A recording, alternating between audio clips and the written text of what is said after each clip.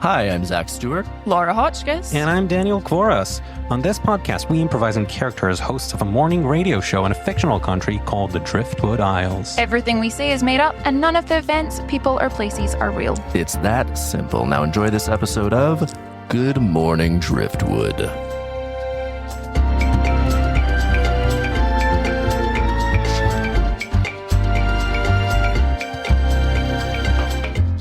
And welcome, good folks of Driftwood, to Good Morning Driftwood. It's me, Dirk Wiley, here with my lovely cohorts, Penelope MacGuffin. Good morning. And Bench PerDiem. Good morning. Oh, a couple of songbirds over here. I'll be honest, when it started, I didn't know that's what was coming out of my face, but the music escaped. It got very sing-songy, kind of old-timey ragtime sing-songy as well. Like, good morning. Yeah, it was like it's like there was something, little song in my soul that just had to get out.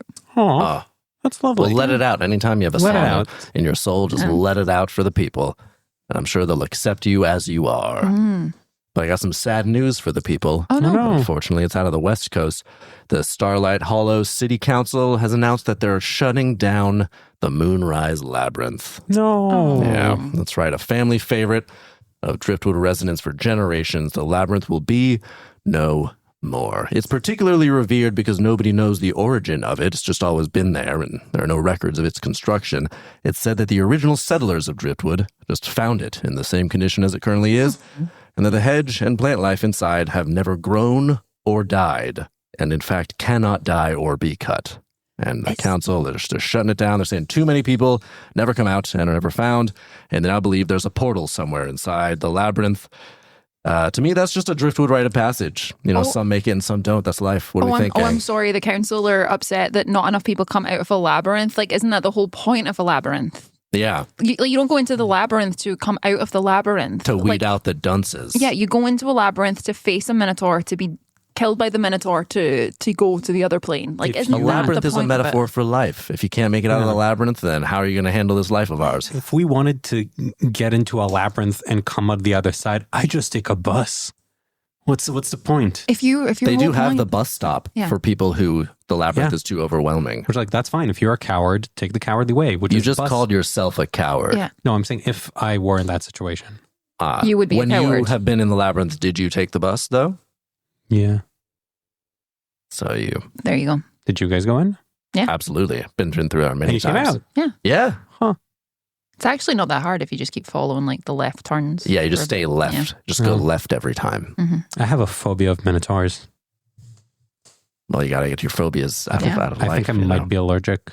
Also, the minotaur, I feel like most people have a phobia of minotaurs. Yeah. No, they're very afraid. They're very fearful. Yeah, they're a scary thing. They're not for hugs, they're for mauling. It says that there's a sign on the entrance to the labyrinth that says minotaurs are not for hugs. Do not hug minotaurs.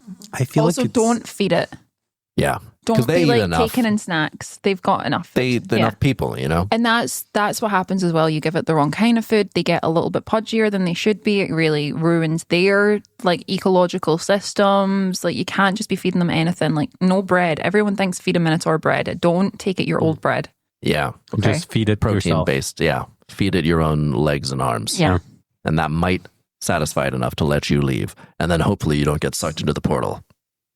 Wait, so you guys made it through. Was there a portal? Yeah. Oh, where to? You don't know. You don't go in it. Why would I go into it? Yeah, obviously. That's why we're still here. If we went into the portal, we wouldn't be here anymore, Ben. So you made it all the way in the maze.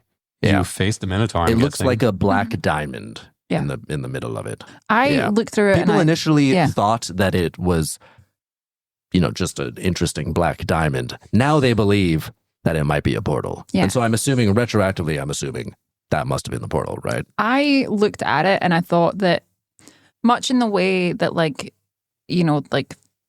the color black is the absence of light. Like, that really felt like the absence of light, that diamond. Like, that was a diamond that I went, oh, there's absolutely no light in this. Black hole. Yeah, like, it was the darkest shade I've ever seen in my life. And at that point, I went, I don't need to know more. What, you want me to just go into a portal? Maybe end up in an alternative dimension? Maybe, I don't know, future or past? Have to warn people of an impending... Yeah, no, thank you. You can end up in a bookcase. Not on my weekend. Not on my weekend. I have enough stuff to do. Yeah, you go into the labyrinth for a fun time and Minotaur fights. You don't go in there. And facing your like fears and true self and all that. Yeah, that's why you go into the labyrinth. You don't go into the labyrinth to piss off to some alternate dimension. No. I'm just not ready to face who I really am. Also, I argue that if you go into the alternate dimension, you've not really completed the labyrinth because you never made it out of the other side. Yeah. You've, if anything, just like cheat coded the labyrinth. Yeah. Do you think that there's like an alternative Driftwood where there's an like a maze that people don't go into, they just come out of because they come out from that portal? Good question. Very likely. That's a good question. But why does it have to be? Maybe it's not a maze. Maybe it's just like where we have a labyrinth, they have, I don't know, like a coffee shop. Could be. You know?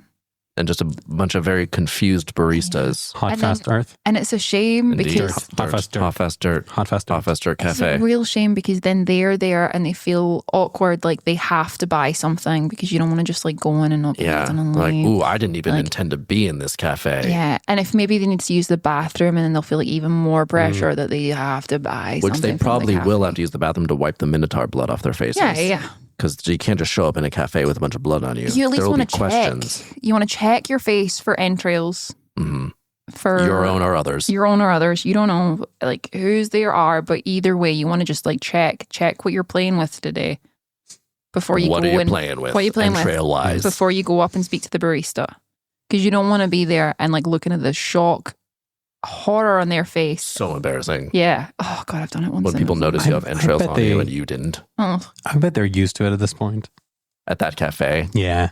assuming there is a cafe. This fictional cafe that Yeah. we're speculating about. Indeed. you think every time someone comes out, they're like, oh, another one. Yeah. If One of these anything, folks. if I worked in that cafe, I'd be like, oh, another person using a cheat code to get out of completing a labyrinth. So you That's what I'd be said thinking. you Another went to that coward. cafe. No. I okay. went to that. Got it. I was talking in a hypothetical Yeah, This is situation. all A what purely if. Now, hypothetical speculation. Different to your hypothetical situation with the bus because you actually did that one time. Yes. Yeah. But mine was just a pure hypothetical. Got Indeed. it. Got it. Yeah. Indeed. Indeed. I'm glad that you've been practicing. I have been. Yeah, Bench is working on workshopping some catchphrases. And for now, I'm sticking to the one that we all agreed on as the show's catchphrase, which is Indeed. Penny, you didn't I do don't it. like to be forced into a catch. I think if it's That's I fair. Think, I think if you're I respect prompting that, it with a conductor's hand, Then it's not coming about That's why naturally. I don't believe orchestras are natural. You have taken a hard anti-orchestra stance. They're not natural. I cannot hear you go off on your rant about tar again. Like what I think of road surfaces is very different to what I think of orchestras. Okay, those are two very different things. Yeah, Bench is just rattling off I'm gonna let your you get many away with different this. Yeah, hard takes and hard opinions. takes. Yeah. But I'm I gonna let just you think get away with this because we all know how you feel about Lydia Tarr, famous composer. I just think that orchestras are not natural because conductor. they wouldn't play together like that without someone prompting them for it. A puppet master. Yeah. Now- Are you are you really musicians if someone's explicitly telling you what to do all the time? I don't think that's how the Rolling Stones are. You're telling me someone tells Mick Jagger what to do with his voice? No way that man listens He just goes for it. or remembers the the music. information, I assume, at this state. He's and just he- freestyle. You yeah. see him every song when they Yeah. play live. He's just freestyling, rolling with it. I assume Ronnie And it would happens to be Yeah. the lyrics of the song that they're usually, all playing. 99.9% of the time, he gets it. Sometimes he just goes totally Yeah. off on his own. Once he sang a real good version of Chapel Roan's Hot to Go, and I think it confused and alarmed everyone. Over satisfaction. Yeah. Over the They back kind of go, but like the it's like instrumentation go for bash together, but it was fine. it was clunky. Yeah. I mean, you get some mashups, you're like, that's perfect. This was not one of them. Not one of them. Misstep Mick. His when he started singing the Star Spangled Banner over also Satisfaction for some reason. It's true. They played Satisfaction. I think the band got confused and just kept playing Satisfaction. Yeah. He's like, well, I have to sing something else. Mhm. So he just started singing other stuff. Yeah. You know who wasn't satisfactioned? The audience. Indeed. They well could get said. no- That was natural to me. That was natural and perfect, the way you just Yeah. used indeed. Ah, I didn't even realize it. Yeah. See, It was so natural, I yeah. didn't even realize that I had said indeed. Yeah, I'm talking to you first chair violin. This is the attitude you should have.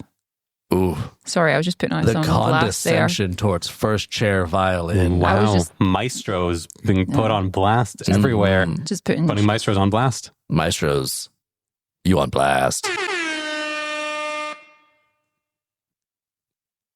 Oh, I felt I said everything I could say. Put me under a lot of pressure there to say more. I think you've made Now your I feel stance like clear. I just need to name them. I feel like say one more thing. Charlene Jenkins, you're on blast. We can move on. Indeed. And I think now that orchestras and conductors have been properly put in their place, we can move on to our first commercial break. And welcome back to Good Morning Driftwood. Bench, what do you have for us this sweet, sweet sunny morning? Well, I got some. Say something to make my heart sing, Bench. We're all in a singing Sing. mood today. Sing. Sing, make my heart sing its sweet, sweet bird song. I'm saying something to make you sing. Sing. Because my you're heart, prompt to sing. my heart sing. Heart sing. I don't think his heart is an Amazon Alexa. Yeah.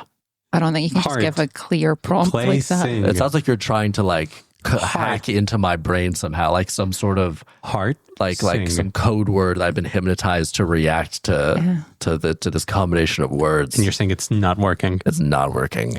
Hey, there's so many subsections of your personality of Dirk as a concept. Maybe there's one that's an Alexa. Maybe deep inside there's a sort of butler Dirk who will respond to these sorts of commands, but he doesn't happen to be here presently. Not yet. And you've not found out the correct grouping of words to make Yes. that happen. We'll And get if to you it. do find the correct grouping of random words, maybe one of these days he'll come out, but I can't know that for certain. Maybe it's playing the Star Spangled Banner over Satisfaction. Maybe. Backwards. Oh, I didn't. That could have been the key. Well, we do have some exciting bit of news today. We have another big museum reopening. I feel like we've been having a lot of those in the last few months. A lot of museums on. Hey, it's good Driftwood to is get- museum crazy right now. And it's good to get an opening after we just heard about a shutting. True. It's true. It's true. Something for families to go to instead of the labyrinth. Yeah. Well, this is a proper museum. Last night, of course, was a grand reopening of the Romulus Thaft Museum of Wet. The museum has been under renovations for the last 10 months for, quote, severe condensation issues, but it is now back and promises to be, quote, wetter than ever. Of course, we all went to the relaunch gala last night, and whew, what a night it was. It's beautiful. Soaking wet night. Unsurprising that a museum of wet would have condensation issues. Yeah. It's shocking they didn't anticipate that and have any sort of contingencies. I would have thought they would have had a much more, I don't know, sturdy dehumidifier system Yeah. set up. Like, And to make it out of wood. Yeah. Yeah. Crazy. And there was no ventilation inside for the longest time. Like, surely someone would have brought this up in the planning stages. You would have think the number one stage of planning, they'd be like, hey guys, we really need to make sure we're ready for the wetness. Yeah. I mean, you think that Romulus, when he was presumably pitching this museum, went, so we want to do a museum of wet. How we gonna wet? How do we wet? Where do we wet? Why do we wet? But wet we must. And that's why I'm glad this museum exists now. His For immortal all the words. lovely things that we've pulled out of the sea. Mhm. And keeping them wet kind of keeps the natural, you know, Yeah. you can imagine the excitement of finding them under the sea. And, Oh, It's so Yeah. disappointing to see something that used to be wet now be dry. yeah, it's really sad. it It's takes the taking it magic out. away. Exactly. It's like going to a zoo. You're like, this is not natural. It's not its No. natural environment. It's Yeah. like when they, in the film Jaws, when they caught a shark that they thought was Jaws and they hung him on dry land to parade around everyone and be like, that's the Jaws. And you as the audience were like, I don't think that's Jaws because that's too small a shark. And I'm no shark expert, but I'm pretty sure the shark doing all this mischief is a bigger shark. Mischief. But We're it going to was, need a bigger shark. it was real sad to see a glorious shark now real dry and dead. Yeah. Yeah. That shark didn't do Disappointing. anything to anyone. It takes all of the glory out of that shark. Yeah. And taking this treasure and various things that have been rustled up from the sea, out of the sea, takes away all of the gravitas from them as well. And yeah, all the majesty. Now, a lot of the exhibits in the museum are just aquariums of water with nothing else, but it's like But this. from different areas. Exactly. It's like this is water from this section of the ocean. Off the west coast of Driftwood. Yeah. This is water off the east coast. And it all looks exactly the same, but there's placards saying how it's different. Yeah, And you in terms gotta- of the molecules inside. Exactly. You just have to take their word for You it. got to take their word for it. A lot of stuff in museum, you're telling me that this was, I don't know, part of the Roman Empire. I don't know. I guess. You're if you say telling me so. that you got this by legitimate means. Okay, sure, museum. Was all above board and Yeah. everyone This was cool was with it. Acquired. Sure. Yeah, Donated. gifted in all the right ways with the paper trail. Yeah, whatever. Okay. Yeah. And there's also just like a bucket of tap water for the modern day section, contemporary section. Which, of course, you cannot drink out of. No, Nor pee into. as we learned last night. They killed that guy. It was like a harsh but fair punishment. Yeah. Everyone was okay with it. It was a fun event. And then He that was happened. okay with it. I wasn't going to let that ruin the buzz. He understood his fate when Yeah. it was happening. He's like, I think it was you guys his are right. idea almost. It was like, I might as well. Yeah. Also, who knew that security would have electric tasers in such a wet place? Like, I don't think they knew the death was coming. I think they just wanted to tase a man. I think one of them hesitated because he was worried that it would then that it would tase us all by releasing an electronic current. They were worried that would But when transmit through the mist in the air. We all then said, no, it's cool, go for it. We aren't convinced it won't happen, but we're happy to let a test happen in front of us. Like, we all consent to seeing what happens. And then we did find out that he wore rubber shoes, even though all of us were soaking wet at the time. But because of the shoes, it was fine. We didn't know that at first. It was Science a big is robe. amazing. We learned that. It was such a learning moment for all of us. You learn a lot in the Which Museum is, of Wet. that is what you're supposed to experience in any You learn museum. a lot in the Museum of Wet is a real good tagline. And it's what is wet? You know, at what point does something become moist versus wet? Yep. And of course, There's a difference. There's clammy, then there's moist, then there's wet. and there's, of course, the big question that they pose sort of at the beginning when you enter and then again when you leave, which is water wet? See, I also think that you can get damp, which isn't wet. I think damp and wet are two separate things. I also believe there are some states of rain that I would call wet rain, which are different to other kinds of rain. Yeah. Yeah. Because It's not just kind all, of just a misty rain. yeah. But some rains will leave you wet and some rains will not.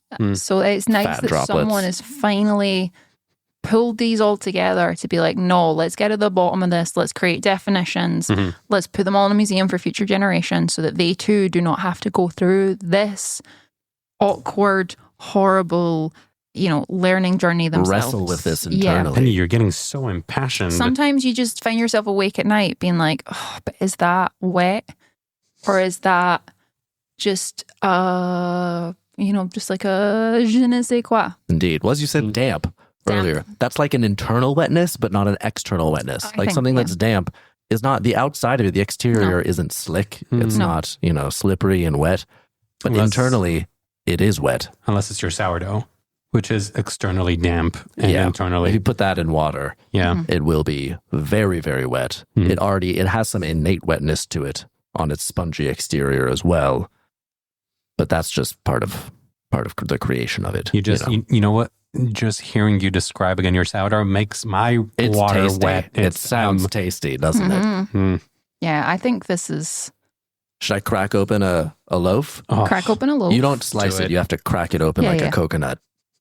It's, A wet, slimy coconut. Indeed. Yeah. My sourdough, of course, it has a spongy exterior. Any listeners who don't know about my sourdough, it has a spongy exterior and a hard, crispy center. We love it. We love it. It's delicious. and you know what else we love? The Museum of Wet. We highly recommend it. It was a fantastic opening night, a fantastic party they held. We had a great time. Really enjoyed the canapes. Really enjoyed the entertainment they put on.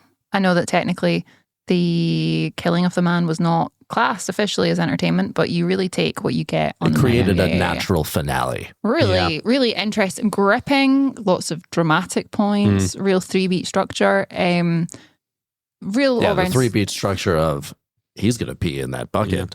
And He's then, peeing oh in my the God, he's bucket. peeing in the bucket. What's going to Uh-oh. happen? And then now he's dead. And of course, there was the one moment, I can't believe we didn't mention this already, where they did have everyone leave the main hall and we just went on the viewing balconies and they flooded the main hall and put the sharks in there. That was just incredible. And the way they did that made sense. In terms of the arc of the evening, it Yeah. was like, I didn't predict this, but I'm cool with it it. makes Yeah. perfect sense. It makes perfect sense. It's like when you watch a film and you're like, wow, I never saw this coming, but now that it's happened, it feels like the perfect Yes. summation and endpoint Yes. for this Hidden narrative. Figures. And what? Like Hidden Figures. Exactly, like Hidden Figures. Cannot give enough roses and flowers to Hidden Figures. Bless that film. Plus that film. And with that, I'm going to take it to our next commercial break.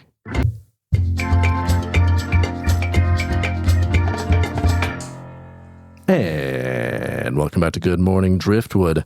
Penny, what do you have for us today? Pretty serious message from the Crafters Association of Driftwood, CAD, as they are known. They've put out an urgent and desperate plea.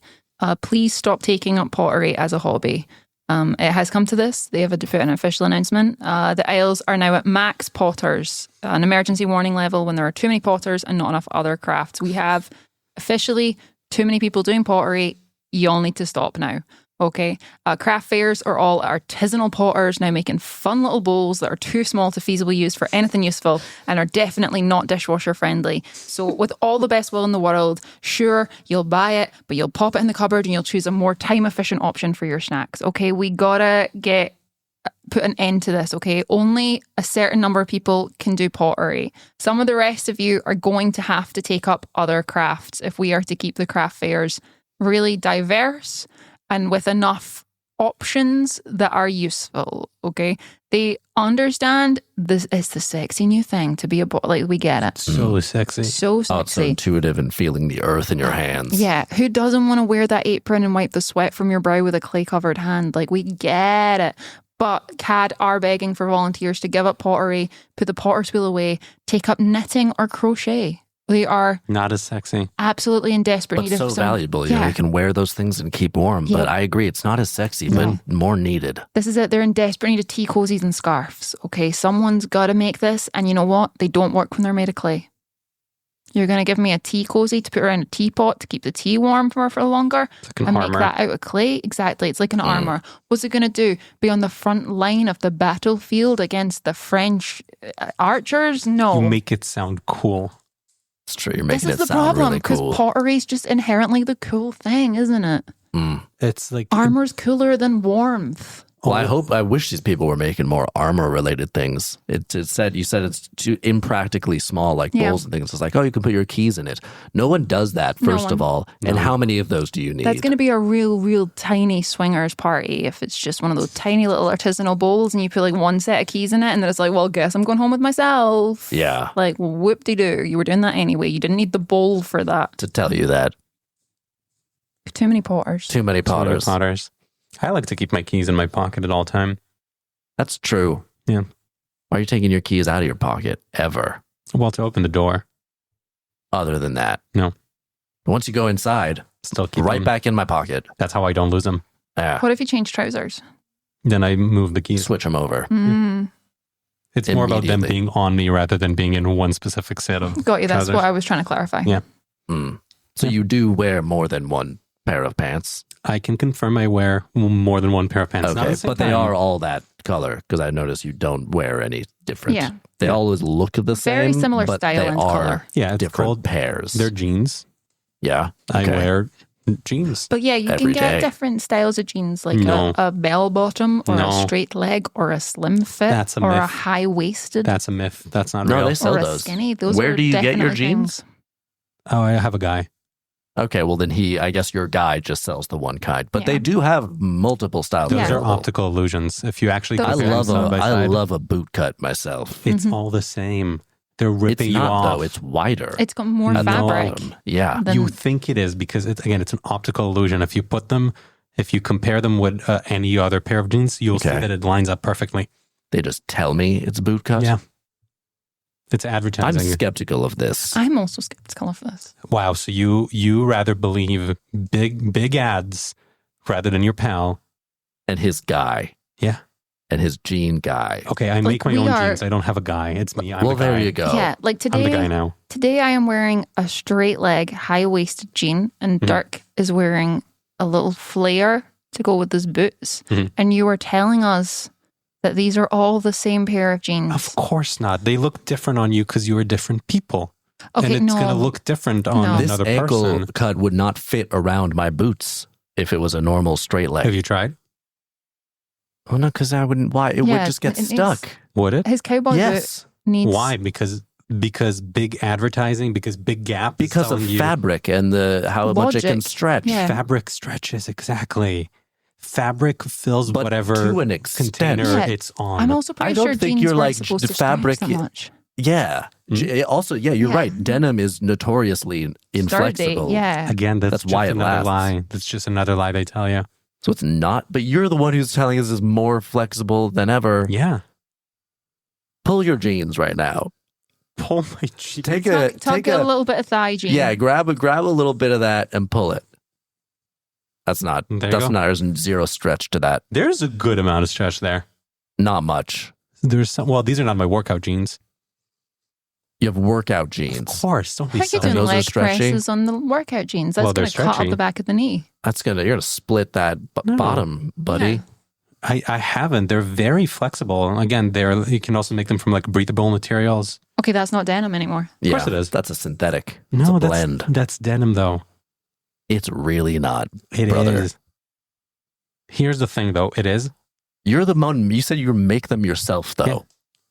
And I make them all out of denim. What are you doing to that denim to give it that stretch? I add some polyester to it. So there you go. That's what we're talking about. And it's no longer denim if you add polyester to it. That's a blend. It's a synthetic blend. Dirk, if you this whole like denim and jeans are a construct of your mind theory that you have, I kind of applaud it in a way, but I don't think it's practical with regards to your clothing. Hear me out, Dirk. If you eat a burger, are you now part burger or are you still Dirk? This doesn't make any sense in the logic not of the at all. previous Just because you conversation. add something to one thing doesn't inherently change what it always has been.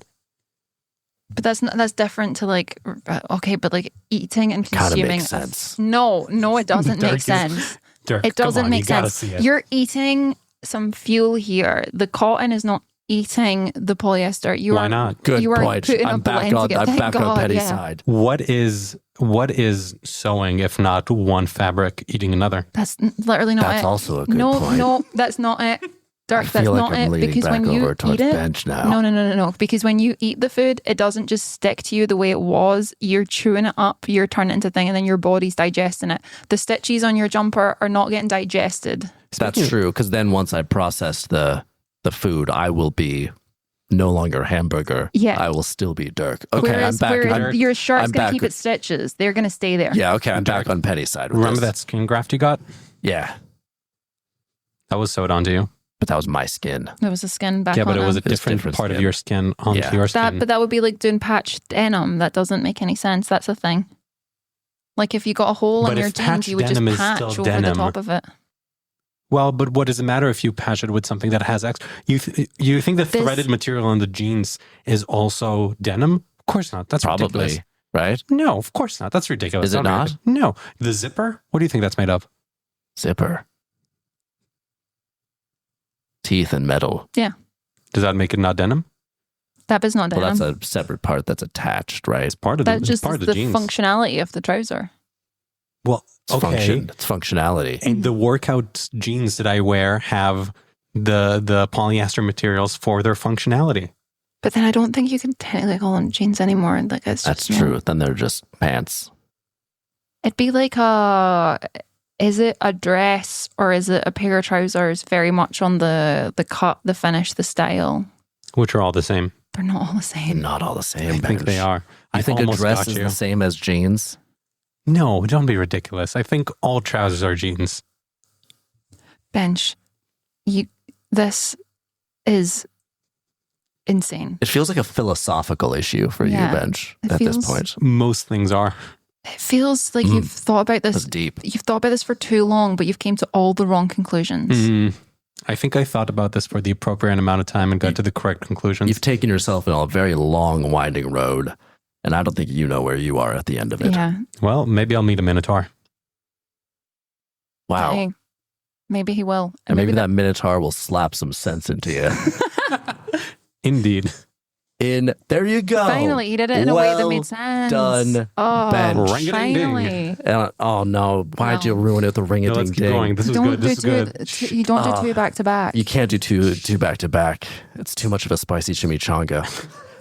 And on that note, we're going to keep it to an extended break. And Good Morning Driftwood is brought to you by Luther T. Billingham's Talk to Me Therapy. Got stuff you need to talk about? Tell Luther T. Billingham. He won't tell anybody. Do you have doubts, anxieties, fears? Well, go talk to Luther T. Billingham, also known as the Master of Fear, and he will conquer your fear and anxiety. Have you been through a traumatic experience? Tell Luther T. Billingham. He loves hearing about that stuff. The T stands for trauma. Go tell him all your fears and trauma, and he will crush them with his powerful mind and hands. Master of Fear, Luther Trauma Billingham, we thank you for your sponsorship. For Good Morning Driftwood, we'll see you soon. Good Morning Driftwood is executive produced and hosted by Zach Stewart, Laura Hotchkiss, and Daniel Kvoras. Engineered and produced by Zach Stewart. Music by Daniel Kvoras.